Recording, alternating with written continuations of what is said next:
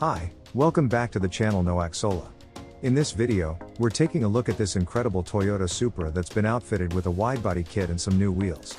This car is a real head-turner, and we can't wait to show you all the details. So, let's start with the wide-body kit. It's been added to the front and rear fenders, and it really gives the car a much more aggressive look.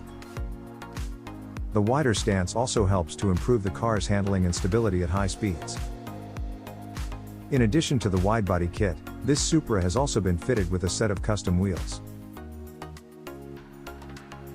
They're a really unique design, and they really complement the car's overall look. The wheels are finished in a glossy black, which really stands out against the car's white paint. Inside the car, you'll find a fully loaded interior. It's got all the latest tech and amenities you'd expect in a high-performance vehicle like this. The seats are comfortable and supportive, and there's plenty of legroom for both the driver and passengers. All in all, this Toyota Supra is a real showstopper. The wide-body kit and custom wheels really set it apart from the rest, and it's clear that a lot of care and attention went into making it look as good as it does. If you're a fan of high-performance cars, you definitely need to check this one out.